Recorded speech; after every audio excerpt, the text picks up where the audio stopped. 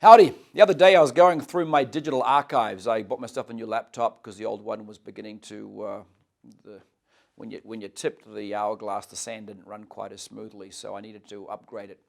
So I gave me the opportunity to go through all the archives of all the stuff I've done, and I came across a presentation I gave, and not wanting to quote myself, I read it and looked at it and thought, yeah, it wasn't bad. I could learn from that. I should do more of that, and I want to share it with you. 5 points. I'll give you the brief version of it.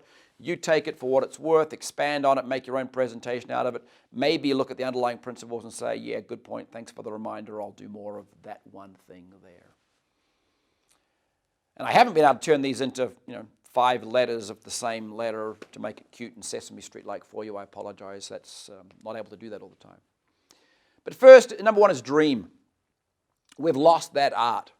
Most folks have gone away from that which they dreamed about yesterday, last year, certainly when they were younger. We wanted to be the king of the world and the movie star and the pro athlete and whatever else. And now we're quite happily working for the guy. So learning how to dream again is a lost art that maybe you and I can get better at, and maybe you and I can be great tutors to others as they relearn that art, and it can be painful at times as they learn to break out of these constraints, these boxes that we've put ourselves in. Dreaming has value. Number 2, show respect, all times, all places, in all circumstances, to all people. Demonstrate a positive attitude. Your people, your team, those that choose to follow you, note the language there, are watching you. They're watching your face. They're watching your reactions. They're watching the way you conduct and comport yourself. Keep in mind, it's easier to be negative than it is to be positive. It's easy just to slide into that complain and Linus Van Pelt type mode, followed around by a cloud. Be positive. Showing respect to other people helps you be more positive because you're reaching outside of maybe what your natural instinct is. Events, we call them events, call them meetings, call them gatherings, call them what you will, call them Zoom calls, it doesn't really matter. They are designed to do 3 things. Keep this in mind as you build the agenda, as you build the PowerPoint presentation, whatever you do in that regard. They are to educate. You're getting together such that you can share knowledge to those that don't yet have it. If they already have the knowledge, what's the point in getting together?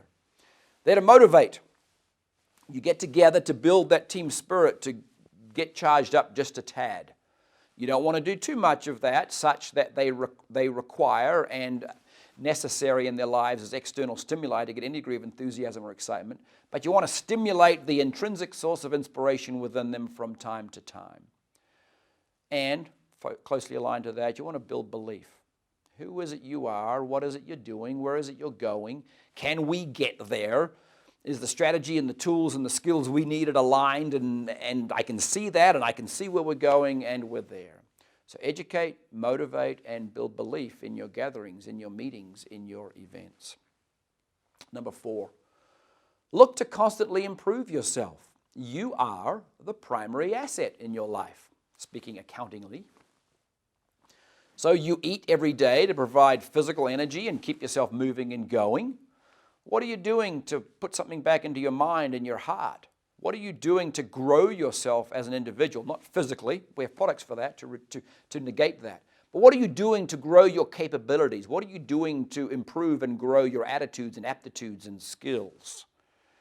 Just like you feed your body, you've got to feed your mind and your heart with the right sort of things to grow them in a positive way and not have them atrophy and slip into cholesterol maximized states, mentally, physically, and emotionally. Number 5, linked back to these events or these gatherings, celebrate success. Be happy for others. Success is not finite. Just because that person there is successful, even in the same field as me, does not mean they've taken away any degree of success from me. Be happy for them. Celebrate with them and for them.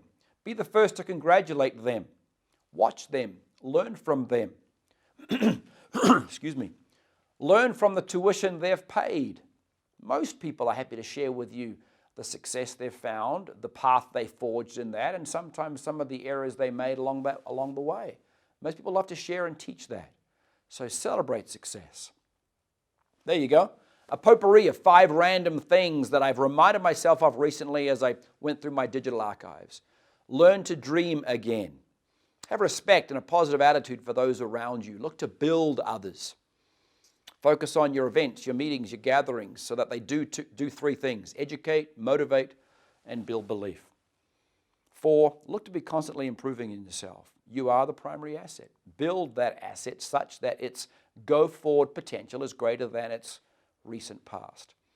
And then get in the habit of celebrating success with and for and about other people, such that yours can be greater as a consequence, because you've learned from the tuition and educational experiences they've paid and they've had.